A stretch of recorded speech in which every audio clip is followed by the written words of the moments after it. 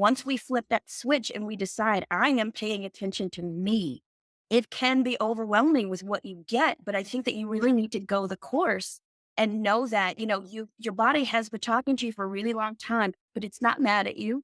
You can catch up and you can honor, the messages that it sends and be able to take care of yourself better than you ever had before. Would you mind explaining a little bit more about the kinds of symptoms that might be associated with having experienced trauma? Sure. Anxiety, constant worry about what is around the corner, flashbacks, intrusive thoughts, hypervigilance, feeling that you have to constantly be aware of what's happening around you and you have to be prepared for something horrible.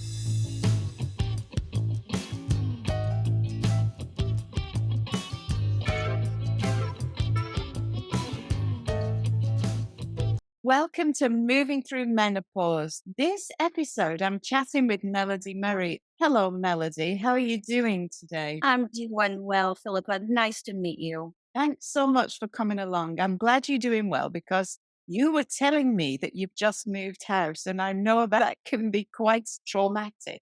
Absolutely traumatic because you go into it trying to be really organized. At the end, you're like, get in the box. Good luck with getting all that sorted as quickly as possible, Melody. So, the reason that you are here, Melody, is because you're a trauma therapist and you're a trauma survivor. And it's come to my attention that for those of us traversing menopause, that symptoms can be aggravated by adverse childhood events. Symptoms of PTSD, for instance, can alter our biological processes. And so this was something that I wanted to explore because childhood trauma, not even just when you're a child, leaves its scar, doesn't it? And so, I wondered if you would be so kind as to share a little bit about your own story. Absolutely. I grew up in a small town right outside of Houston, Texas. My parents divorced when I was 3 years old. At that time, I was the youngest of three. And my parents did absolutely everything wrong. Everything wrong. And, we kids were lost in the shuffle of their multiple relationships, addiction, neglect, emotional neglect. And it definitely has left a mark. My two older siblings have substance abuse issues. And, I have chronic anxiety that has improved dramatically over the years, but it's something that I've had to wrestle with my entire life. And, when you grow up where there is constant chaos, unfortunately, that feeling, the adrenaline that comes with that becomes so familiar that flips a switch inside our minds that you start to seek out that familiar energy.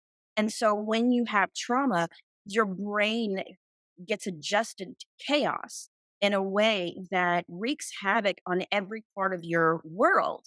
And so there are the physical repercussions of that. And then there's the emotional and the psychological stuff as well. With me personally, you know, I've had a dismissive attachment style for most of my, life, and can change your attachment style, but mine was very dismissive. And a dismissive attachment style, what that means is whenever I was growing up, I couldn't count on my caregivers. I couldn't count on them to be consistently protecting me and caring for me. And so that wired my brain to assume that that's how every relationship was going to be. My brain was also wired towards anxiety and constantly looking forward and trying to plan and trying to, figure things out and fix things and not living in the present time, the present space. It also wired me towards depression, and that runs through my family because you think of the past, and anxiety is in the future, and depression is based on past events, how things were handled, how they weren't handled. And so all of those things that happen in those very, very early stages, and we're talking very early. For the longest time, people assumed that personality, everything was set by the time you were 10. And then it went to 5 years old. And then it went to 3 years old. And now it's in utero. The, Yeah. all the things that are happening around you start making an imprint on you while you are still in the womb. I have a client now, she's fairly new to me, and she's in her early 30s, and she and her sister were taken from her parents because of their substance abuse, taken from her parents where she was about a year and a half.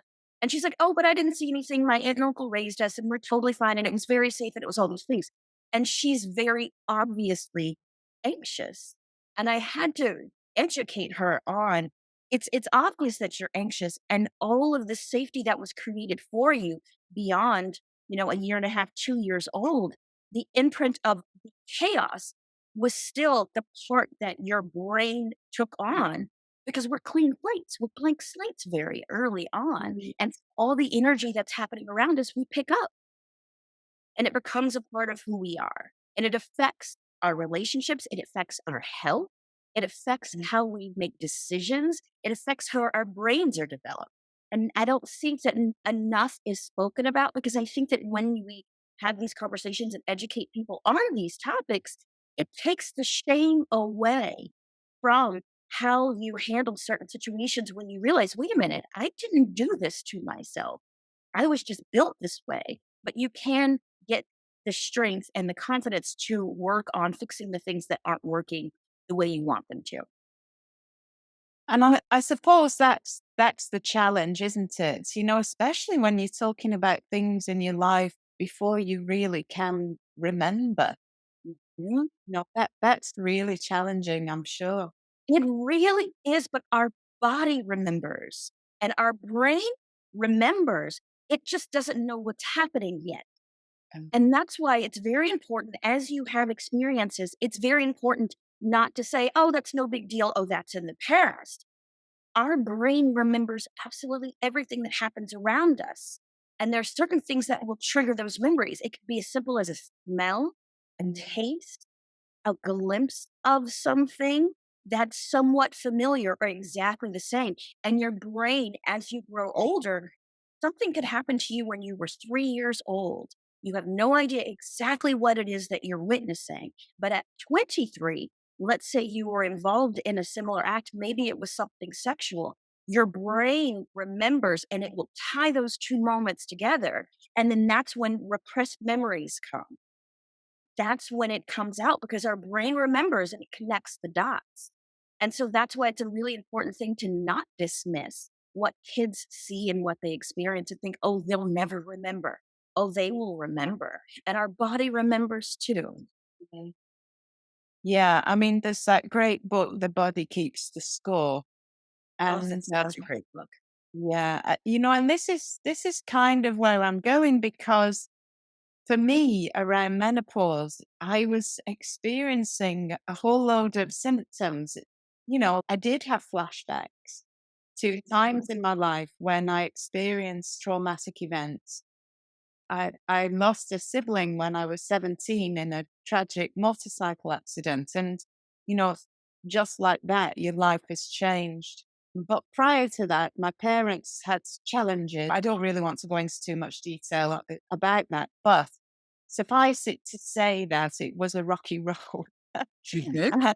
And, and then in my 30s, my firstborn son had a diagnosis of cancer. And, these things that you're sort of scrabbling to keep up all the time. Like you saying, that adrenaline, that the coping strategies that we have without almost realizing that that's what they are, then something comes along like that, pulls the rug out from under you. And you're spiraling out of control almost. And for me, the hormonal fluctuations around menopause very much pulled that rug out from under me. And so, and then in my research around menopause has been fueled by my experiences of my challenges of finding it such a difficult experience emotionally, depression, anxiety, mood swing, not sleeping, insomnia, those kinds of symptoms. And they sort of say insomnia is a symptom that is potentially exacerbated if we've got psychological disturbances. So, this is something that, you're kind of saying is misunderstood, not adequately researched. the kinds of symptoms that we might have, got away with. We've coped, we've struggled, we've strategized, whatever it is. And then at this point in my life, that rug was, like I say, pulled out from under me. So, I mean, it'd be great if we didn't get to that point, if we'd had help maybe to process these experiences sooner. But, say we didn't, and we turned up, Melody, and we're coming to see you. What are we looking at? Why are we getting these symptoms? What is going on? It's a mystery. Mhm. Well, I think this is why it's important to a, have providers that see you with a holistic approach. That Mhm. very few things are straightforward. Very few things are a straight line path. You mentioned things that happened in your childhood and your teen years, things with your parents, menopausal symptoms coming, and then what happened with your child. Some people would come to you, or they would want to be your provider, and they would just focus on your insomnia and give you all of these tips on sleep hygiene without Yeah. taking into account all the other things that you've experienced and how those could have an effect on how you're doing and how you're feeling. Insomnia is not just, oh, I can't fall asleep at night or I can't stay asleep at night. There's so many different factors that play into not being able to get good quality sleep. Menopause is a big part of that. Yes, PTSD is a big part of that too. When it comes to trauma, what happens in sleep during trauma is, and this isn't everyone, but this is a large group of people that, just a quick sidebar on most psychological assessments, the question about quality of sleep is always present. Mm. And most, how do you sleep? Do you fall asleep and wake up? Is it hard to Mm. fall asleep? Do you wake up multiple times? How many hours of continuous sleep do you get? That question, those questions are on most psychological acceptance because quality of sleep can mean so many different things. And when you're looking through a trauma lens, a symptom of trauma affecting your sleep is I fall asleep. But after about 3 hours, and that's when REM sleep is happening, that Mm. deep, deep, deep sleep, I wake up and I'm up for hours. I'll go back to sleep, maybe. But right when your brain is kicking off into that deep, deep sleep, you wake up. And what could be happening is that as we sleep, the memories of our experiences look for places to live within our mind. They look for different little nooks and crannies. As we're thinking about those experiences, if they're tough, adverse experiences, our adrenaline rises because we're thinking we've got the memories of what's going on. We're Uh-huh. thinking about what occurred. Our adrenaline rises, and maybe you're angry or maybe you're scared. And then you wake up. You can't have restful sleep if your adrenaline is up. And so, as you're trying to go into your deepest, deepest part of the sleep where your memory is trying to store a space, you will wake up because your brain says, nope, I don't want to think about that. Nope, that's too much. I don't want to do it. And, when it comes to menopause, menopause is so tricky because every single woman is different. Mm. Everyone's body chemistry is different. And with me personally, I've noticed I haven't hit full on menopause yet. I turned 50 last month, but I've had symptoms for probably the last 15 years in different forms. I've had symptoms. I've had the irritability. I've had difficulty maintaining good quality sleep. I've had the night sweats happen. There were Mm. probably 3 years where I was consistently having night sweats, but I haven't had them for years. So it's like, where did that symptom go? I'm glad it's gone, but oh, okay.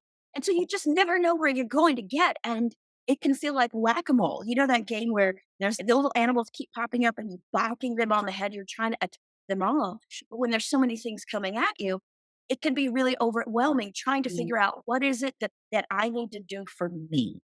And that's why I think whenever you're going to providers, it's really important to have someone that you know is listening to you and they're not trying to, give you an intervention that they just give to everyone. It's important that they hear your history. They ask for your history, your family line, like how the women before you, what were their symptoms? What was their path?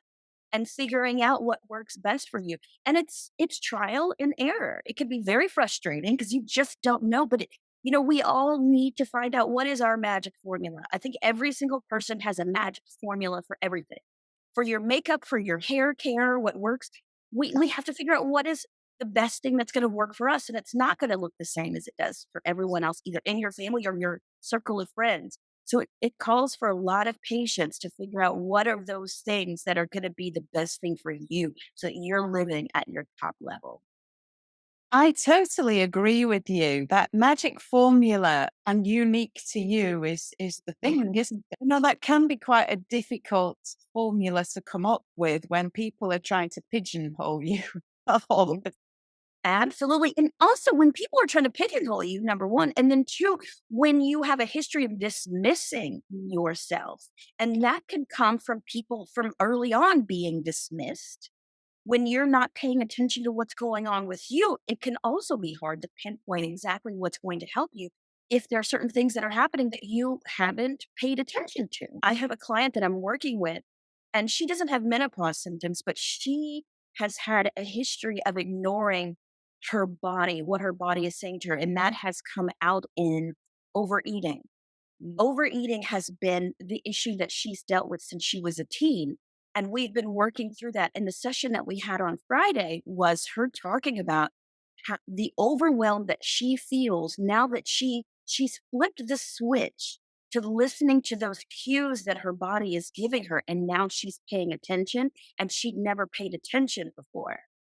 And so it's a really interesting journey for her to have and sensing when she's full, when she's dehydrated and needs water, and noticing the patterns that she had previously in dismissing those cues. mm. And I think that what happens, like once we flip that switch and we decide, I am paying attention to me, it can be overwhelming with what you get. But I think that you really need to go the course and know that, your body has been talking to you for a really long time, but it's not mad at you. You can catch up and you can honor, the messages that it sends and be able to take care of yourself better than you ever had before. Just, stay confident and stay patient. Well, I love that advice, I must confess. Now, because, listening to your body is something that I talk about all the time. As a movement practitioner, I teach yoga and Pilates online. And, movement has been the thing that I've used to help myself, a lot. And it can really be very beneficial. Would you mind explaining a little bit more about the kinds of symptoms that might be associated with having experienced trauma in our earlier part of our lives? Sure. Anxiety, constant worry about what is around the corner. And that could be worried about what could happen in the next 10 seconds or the next 10 years. Flashbacks, having little blips of memories coming to you. You're not really quite sure where they lie in your life, but something feels familiar and they just come out of nowhere. Intrusive thoughts, your brain just running and racing and racing and running and running and feeling that you can't control that those spiraling thoughts that come. Hypervigilance, feeling that you have to constantly be aware of what's happening around you and you have to be prepared for something horrible.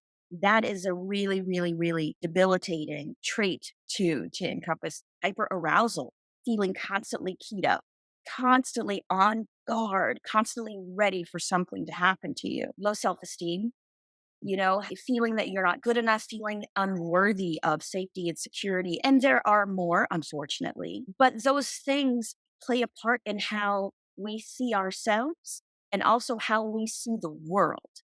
And is the world a scary place? Is it a welcoming place? Or is it a place that I need to really fear and protect myself from?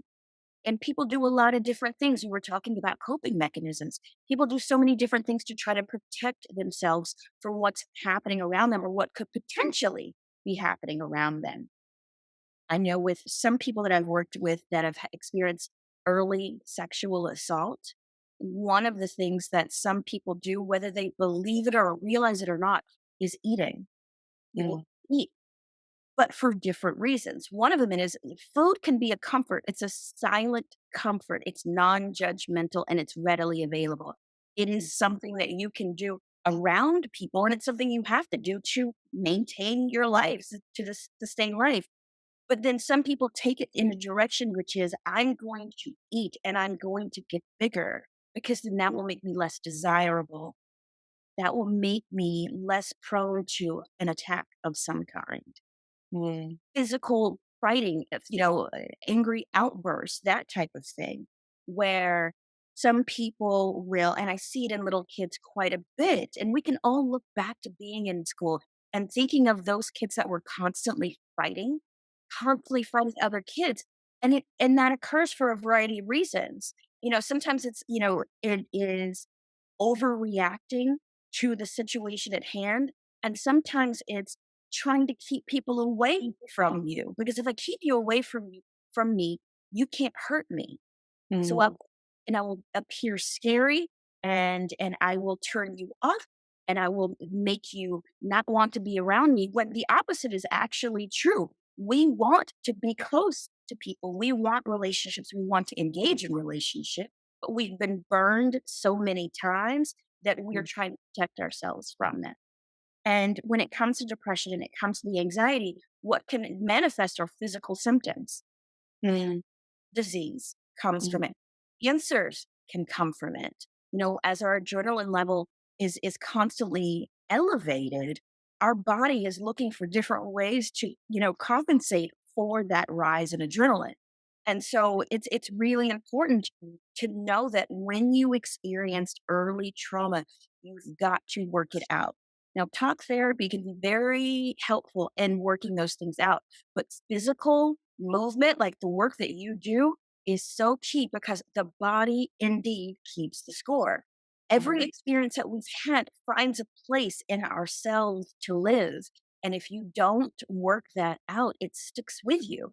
And we now, there's been so much talk about generational traumas and mm, things being passed down, down, down, down. And you can harbor the emotional remnants of experiences that you didn't even have, but mm, because they weren't treated, and your great grandmother, your great great grandfather, it has been passed down in how you physically feel, and then how you interact with the people around you, how you raise your children.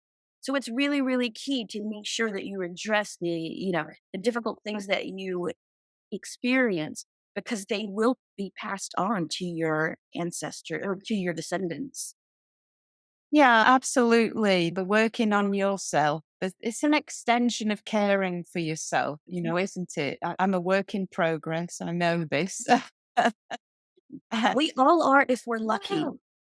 Yeah, if we're lucky. There you go. I like that.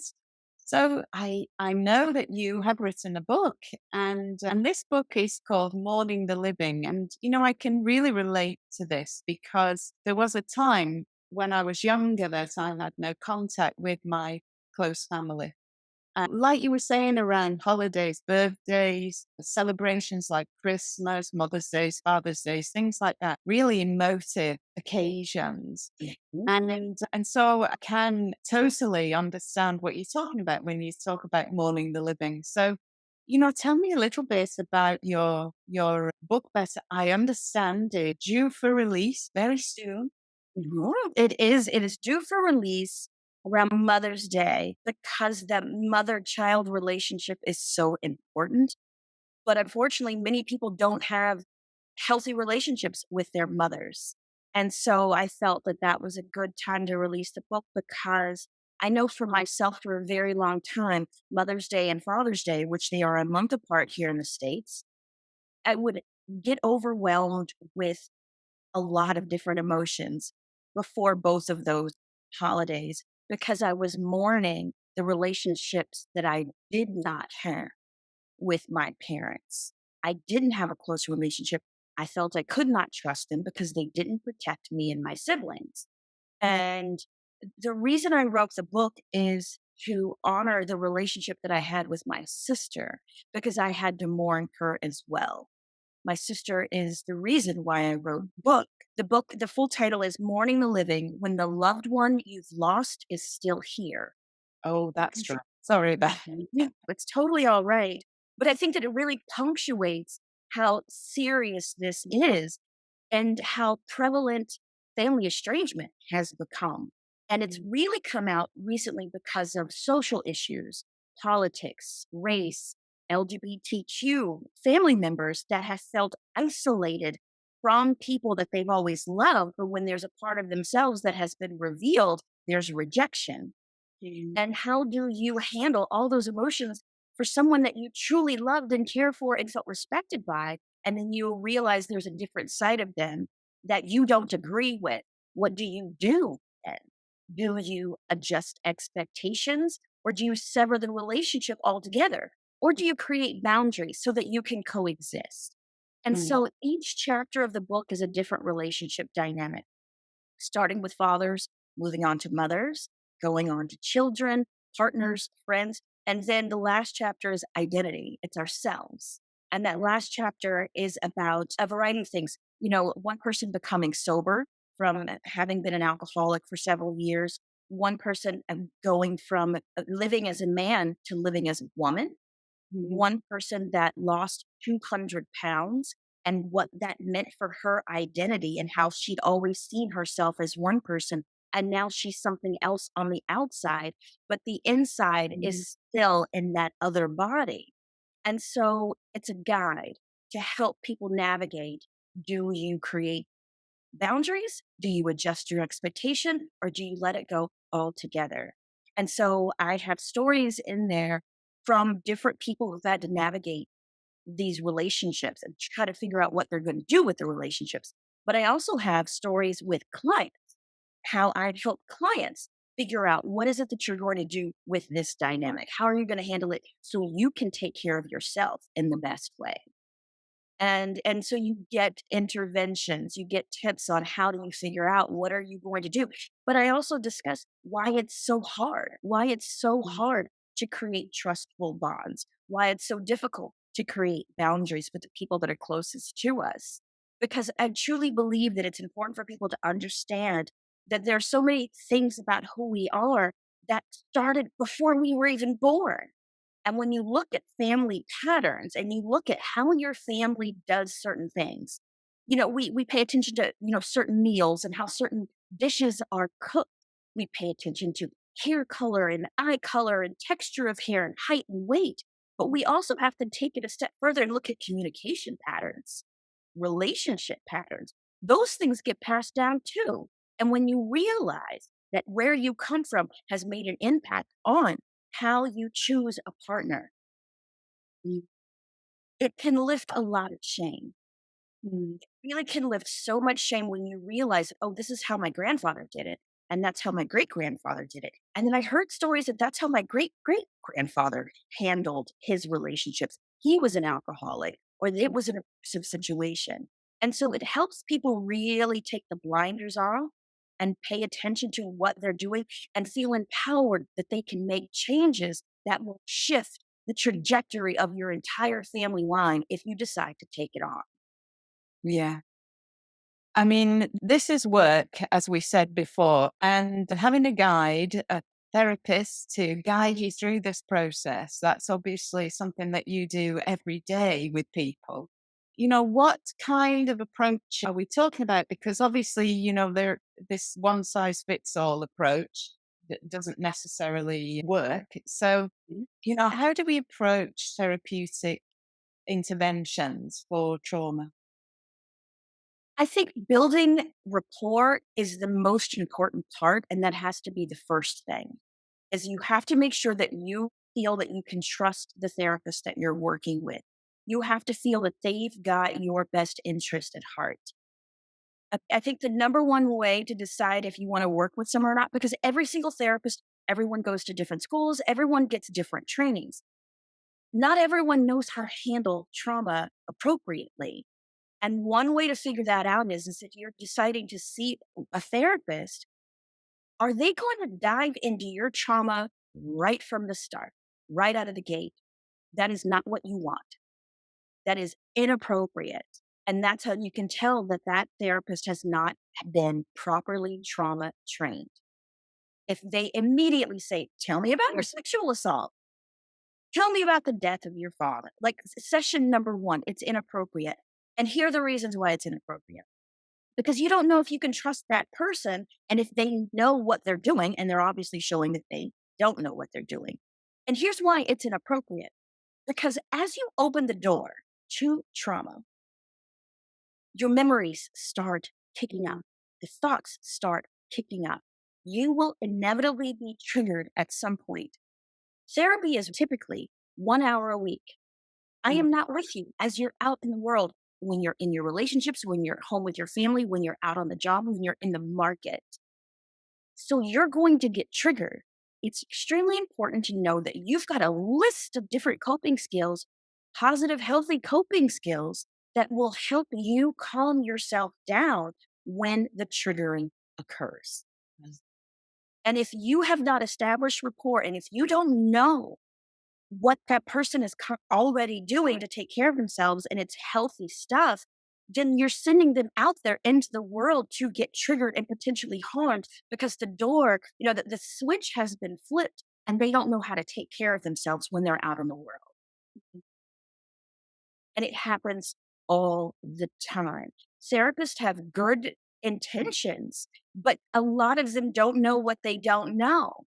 And so they will dive into a process and down a road with someone, not knowing that they could be causing more harm to the person. So you need to make sure that you've got coping skills, well, not just one, multiple coping mechanisms to help ease the distress that you're going to feel as the memories start coming up. Yeah. Then you get to a place where you do feel comfortable talking about what's going on. How you talk about it is really important.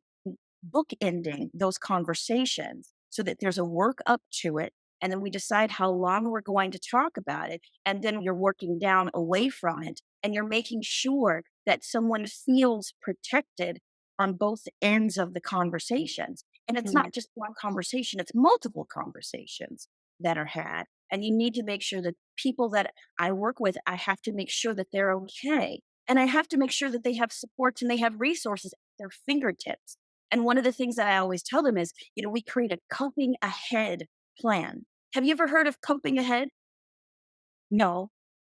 Here's coping ahead. Here's an example of it. You're going to a party that a family member is hosting, and this family member drives you crazy, and you know that you're going to be really, really stressed out. You know it's going to be a stressed out evening. You're going to a dinner party. Yeah. Coping ahead is you're making a plan before the party, and then you've got a plan post party. So let's say before the party is you decide when you're arriving, you decide who you're going to sit next to, you've decided which conversations you're willing to engage in and which ones you aren't, and then you've decided what time you're going to leave. I'm going to be here for 2 hours, and that is absolutely, the party starts at 8. I'm walking out of the door at 10. When the party or the event is over, and let's say in the midst of the party, you make sure that you're never one on one with the people that trigger you. You're never in a tight space one on one with those people. And let's say you've got a buddy, or to your partner you talk to, or an adult child, you talk to a cousin that's your favorite cousin that knows all the dirt. And they are your buddy at the party and they are by your side. They're with you. Maybe you've got a secret signal that you give to each other that says, "Rescue me from this conversation." After the event, you are taking a bubble bath, you're going on a walk, you're going to watch a silly movie or listen to your favorite music to wind down and wind down from the moment so that your brain isn't focused on it, locked into it, and then thinking about for the rest of the evening. So you're cutting it off, you're creating bookends to those moments. That's coping ahead. So whenever you're having a difficult conversation with someone, I talk to my clients about coping ahead. What are you going to do leading up to it? What are you going to do after it? And how do you manage what's happening in the middle? And it's all boundaries. You're creating boundaries with the people that are around you, but more importantly, you're creating boundaries with yourself. Mm. And I think that's a really important thing that I don't think most people give thought to, but we're doing it all the time. But I don't think most people are giving thought to the importance of creating boundaries with yourself and not people pleasing, Yeah. which is something that a lot of women do because Yeah. they're so caught up in making sure that other people are okay and they're not taking care of themselves and making sure that they're okay. This is a kind of a default program, isn't it? What you were saying then makes such perfect sense. But a lot of the time, we congregate here. And so I always feel that's a bit harder because it involves kicking people out. But why not? Dinners or gatherings have a beginning time. Why not have an ending time when it's all got to be? Absolutely. Absolutely. Because some people don't take the hint. I mean, you could be, in your pajamas, lying, being horizontal in bed, and there'll still be people asking for a piece of cake and a cup of coffee. They don't want to take the hint because it's not about you, it's all about them. So you have to be very specific Mm. so that to protect yourself in those situations. So, yes, bookend it. Have an end time, have a beginning time. And if you find that there's certain things that constantly frustrate you, you need to make communication around those things. If you're constantly upset that people don't contribute, let's Mm. say they don't contribute either with food or with cleaning, then that could be a stipulation to you hosting the party. Or I'll host a party, but you have to bring a side dish. Sure, I'll host a party, but you have to come over and help me clean the day before or do the dishes after the party. Mm. It's okay to do that because people will take advantage because they don't want to host the party because they know that it entails so much. And there's an appreciation when someone says, "Yes, I'll do it." But I think it's important to contribute. I had a family member that would love to come to everybody else's party and would walk in the door empty handed. And that is not an okay thing to do in the South. You do not, if someone's hosting, you do not walk into a house empty handed. You bring wine, you bring flowers, you bring a side dish, you contribute in some way as a thank you. And this person, I had to tell this person, no, can you go get some ice and some napkins? Oh, and maybe some rolls. And there was a lot of bitching and moaning in the beginning. And then it just was an understood thing that you have to do something. And I don't care that you go to other people's homes and you don't have to bring something. You can go to their houses. My house, I need you to contribute. I think that's fair. I think that's fair enough, Melody. So I have listened because I'm a podcast listener as well as a podcast host. I can't read anymore. I just nod off.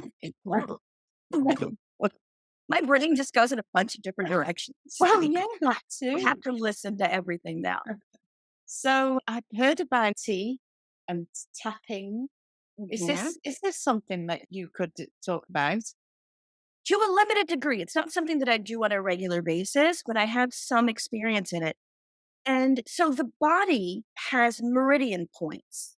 And, in Eastern medicine, we talk about chakras, but we've got these different pressure points all over our bodies. And it can be really helpful to learn tapping in order to become present and handle really tough moments. And it's a matter of, there's different pressure points. So above the eyes and the edges of the brows, the inner brows, is a spot under, on either sides of the nose, there's a spot as well. And so you're literally you're lightly tapping with the tips of your index fingers. And there are different points that you tap, and there is an order. I'm not going in order, but there's absolutely an order Oh, to it. And doing so can help just calm you and center you. Because our bodies, for the longest time, we as people, we did listen to our bodies. We listened to what it had to say and we paid attention and we honored them. And I think with pharmaceuticals, big pharma has played a big part in us tuning that out and just opting for taking a pill to serve us when we really have all the answers already within us. We can heal ourselves. We mm, just have to seek out, the different interventions that can help us, the natural ways that we can heal ourselves.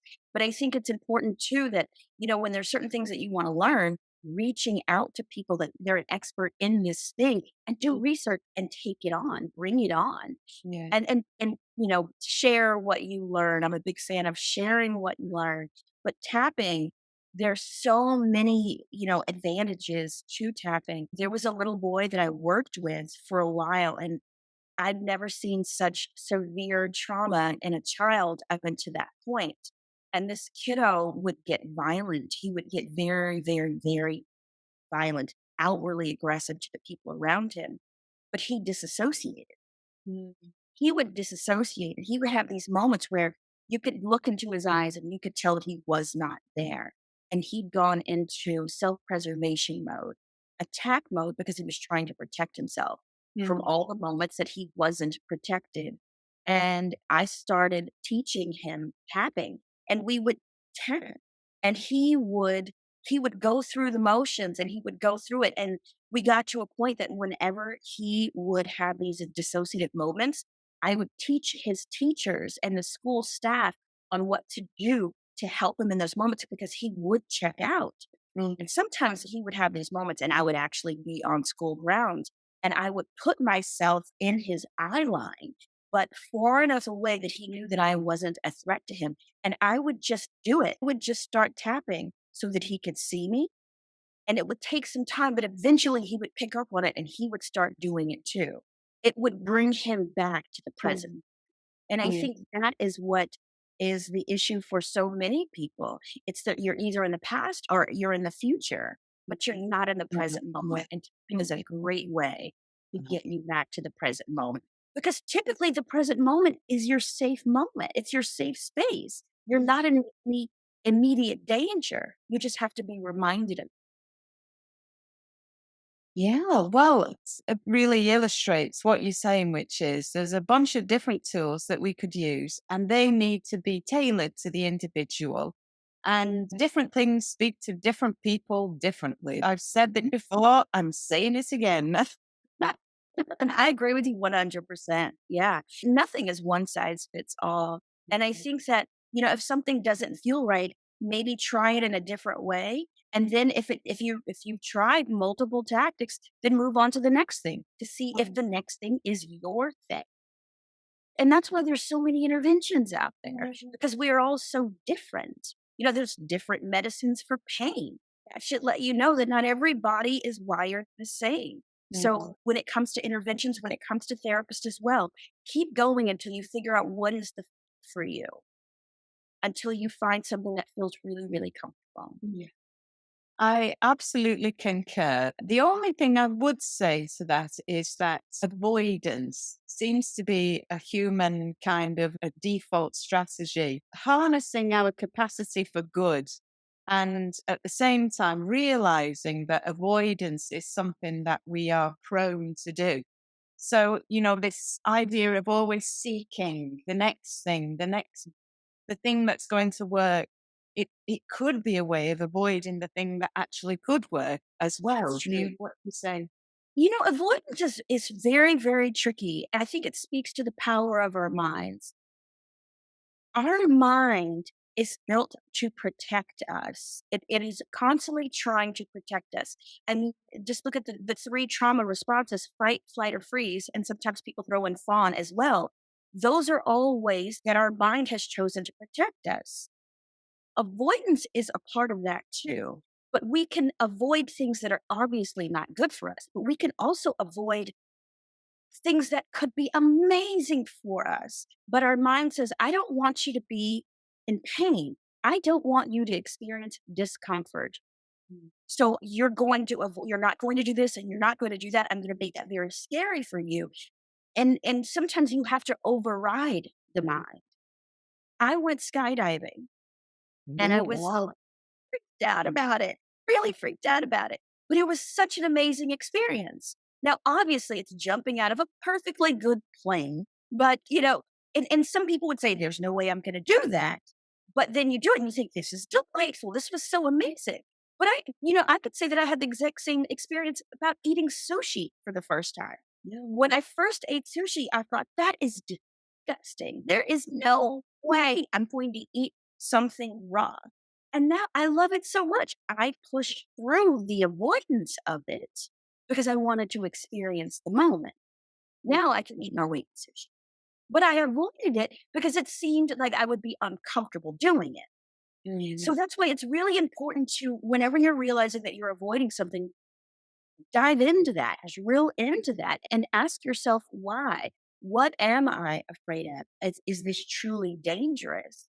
Mm. This thing? Is this thing truly frightening? Is this thing really uncomfortable? Or do I push through? Do I push through it? Or am I really afraid of it? Because there are a lot of times people are avoiding doing things that would change their lives for the better. Mm. And that's why you do sometimes you have to have a manual overdrive of what your mind is telling you to do and with the discomfort. And that's actually my word of the year. People aren't really doing New Year's resolutions No. anymore. No. Picking your word. What is the word of the year? Okay. My word this year is uncomfortable. I am allowing myself to be uncomfortable. Because I find that we do so many things to push away discomfort, and Mm. yet we still feel uncomfortable, even because we're feeling it, which is why we're trying to push it away. So it's there no matter what. Why not just allow myself to feel uncomfortable? See what that's going to be like. And whether that's having a conversation or finishing a task, or it could be anything, going on a really long walk or trying out anything new, just be uncomfortable for a while. Well, I love that. I think the Stoics would have something to say about that. It's character building, for one. And yeah, like you say, how on earth do we know the things that we could potentially love in the future if we never sit with it for long enough? So, Exactly. yeah. Well, I'm on the same page, Melody. There's no doubt about this.